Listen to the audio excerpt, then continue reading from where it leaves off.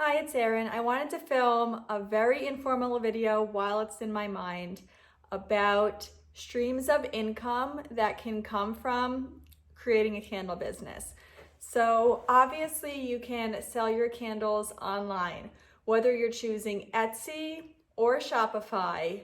You can reach all states, maybe even all countries on your website. It does take advertising to let people know about your website, but there are other ways to sell aside from online where you may have chosen to front the shipping cost, or even if you chose to have the customer pay for shipping, shipping supplies is still one of your business costs. So aside from online shopping, you can also do, no surprise, farmers markets or vendor shows, whatever you prefer to call them. Vendor shows are a little bit different because that's more of like a wholesale type of trade show. I think all I know is I just call them markets. Something I learned is that not all markets take artisans. Some are strictly farmers markets. They only take foods. And some of those have exceptions where they take a few artisans. So as a candle maker, you are considered a local artisan and you can try your local surrounding towns. Farmers markets are time consuming. There is an upfront cost when you don't know the traffic. You also don't know what type of marketing the market runners, organizers have done. So you can't predict the traffic that will arrive. You can't predict how much inventory to bring. But I believe it's worth it because there's no shipping and you really just want to meet your community and spread word of mouth for your business. Also, with a product like a candle, it's hard to list the benefits when it's more of a luxury item than a necessity. If you're selling a solution, it's a little easier to make the sale. With that being said, candles are hard to smell, impossible to smell through the internet. So being in person at a market is, I think, the most ideal way to profit. Not only can you help your customer find the scent that they like or what gift to choose for the occasion if they're gift shopping, but you can learn a lot from their feedback. And it's good to be open to all of it. At a market, it's important to make the consumers feel comfortable to pick up your candles and smell them. I know if someone's like watching me over my shoulder, I won't touch their items, I'll move on to the next booth. So for my very first show, again, I'm still learning, I'm very new into this business as of right now, April 2022. I created a horseshoe or more of an L-shaped store. My little pop-up shop at the market was something that they entered. My back was to them because if they were glaring at me over a table, I'm sitting, they're sniffing across from me. It's just a little awkward. Some people have like shopping anxiety where they feel guilty if they don't purchase something, so they don't even bother. Or if I'm smelling something, I don't want the owner to be like, can I help you? What do you think of that? What scent do you like? Or who are you shopping for today?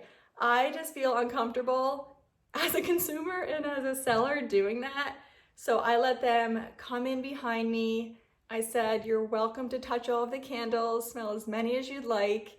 And then if they were speaking to each other, I would then join into the conversation. Most of the customers would say, oh, I think I'll take this one. And then I would bring out a wrapped version in the back.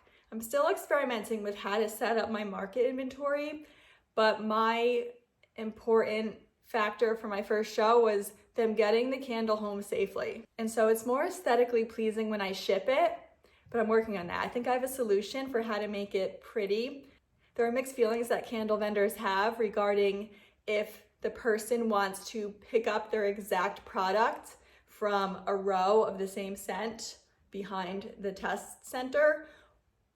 scent tester, or if you hand them a pre-wrapped one from the back room, from the back box that they've never seen. I think it's fine to give them a pre-wrapped. If I'm in the middle of a field shopping, I just trust that they gave me the scent, and if not, I'll end up with if they gave me a mistake. Honestly, they're local anyway, and I could email them. But some people like to actually choose the exact jar. You can play around with that. There are 50-50 feelings from other vendors that I've seen. Also, I have matte jars and I want to keep them in good condition. I also have to pack everything very tightly in my car to get to these markets. So that's why for my first show, I pre-wrapped all inventory, and I had sheets of how many of each that I brought with me, and I had sold out signs prepared. But at the next show, I might just wrap them in a see-through bag and let them take it. We're gonna think on this. Let me know below what you do or what you prefer as a shopper. Okay, so back on track. Streams of income are your website, which make sure to link it to Facebook and Shopify shopping, which Shopify does allow that. So no matter where they shop from, it will take the inventory out of your Shopify store. And that way you never have the issue of overselling for a product you do not have in stock. That is why I use Shopify. There are other reasons I haven't joined Etsy yet, but right now I'm sticking to Shopify. That's my personal choice. On to the second stream, we said markets, in person, where you can communicate, get feedback, really get to know what people prefer, and people can touch and smell your items. There's nothing better than that with this type of product. The third stream of income is wholesale. Now, wholesale isn't as profitable from an owner standpoint, but I also created this company to help women, to help them remember to stay on track with their goals, with their health mindset, and to continue to put in the work to level up their life. Now, I have a wellness app and a wellness consulting business as well. And when I'm not with my clients, I want them to, every time they see that candle, light that candle's flame, remember that I'm with them, I'm still holding them accountable. And with the Luxe collection, I include a purpose card, and they have like a mini lesson that they can do the entire time the candle is burning. So I thought that was a good way for me to remind them throughout the day, you are worth the work it takes to make a change. Every little habit counts, and you are not alone. When you light this candle, remember this. And there's a different lesson for all of the Luxe candles. Now, the other candles that don't have purpose cards, they're still made to give you happiness in your day, to de-stress with the gorgeous scents. Gifting to friends makes me personally happy. So anybody who gives or receives these candles, I just hope they bring happiness. Now, the men's candles are quite popular. I call it the gentleman's collection, and they are loved by both men and women so far. It seems like they're all gender neutral scents, even the musky ones. Some are more outdoorsy and earthy, and some are more woodsy and musky. A lot of men have a hard time finding a good scent for their new apartment, their new condo, their new home, and some even want their office to smell good, especially now that some are working from home. And if I could stay on track, we're talking about wholesale. Now, the reason wholesale is not profitable is because you are offering a discount to the store and then they are marking up the price.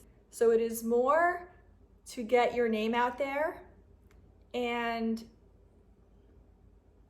there's a lot that goes along with wholesale, such as exclusivity agreements that some stores might require you to take, which means I can't sell that scent anywhere else. So that's a choice you'd have to make with your wholesaler, with the shop owner. Also, you might want a minimum order requirement. Since I'm new, I might not do that, but you might say you must order 20 of each scent or I don't do wholesale. You might say I have a 20 order minimum, so every scent you must buy 20 each of, or maybe 20 total between 4 scents. But a shop who's first choosing you, they want to see how your product does with their customers. So you have to keep them in mind as well. You want everybody to be happy. And also you have to think, if you're shipping over 20 candles, that's a heavy shipping cost. It's also a risk of breakage. A lot in one box could be broken, and whose pocket is that out of? So if they're local and you can frequently replenish your supply, that's ideal, because they don't want to be out of something. You need to be able to replenish when needed. And that's hard on candle makers, because if you are one, you know that we can only go as far as our suppliers. If our suppliers are out of stock or they are very delayed with their shipping, it affects our business. So even though we're our own boss, we're really run by our customers and our suppliers. Without them, we couldn't run this business. So wholesale is something you might want to do to get your name out there and to just be a part of your local community. So we have website, markets, wholesale. You can also go into private labeling and white labeling. I've yet to dabble in this. You can also do pre-orders, but what I want to talk about next is custom orders. Some candle companies niche down. I am open to all events, basically. If someone is getting married and they want to invite their friends to be their bridesmaids, maid of honor, matron of honor, they might want to order 7 candles for their bridal party, and then maybe even for the groomsmen, candles from the gentleman's collection. They might say, I want 7 lavender and 7 grit for the men's. Can you change the label and put, will you be my bridesmaid? Will you be my groomsman? And so I would have to create a special label for them. So it's basically a custom order, and they can customize the scent and the label. They're not just choosing from my current inventory on the website. So that reminds me, I should add a separate tab on my website for that option. You can also do the mini tins as a wedding favor, as a baby or bridal shower favor. And I love this option because cute little travel tins or petite 8-ounce candles are so perfect to gift a handful of friends, because it's a quality gift. It's something that they will use. It's an immediate satisfaction of the scent, and then a gift that keeps on giving every time they use it. If they're traveling, they're not carrying something heavy home or something that they won't use. And so I think custom orders is another great way to add a stream of income to your business. And I'm gonna stop recording here. If you'd like me to go into further detail of either, leave a comment below and let me know if you got any good ideas from this, or add your streams of income below. Bye.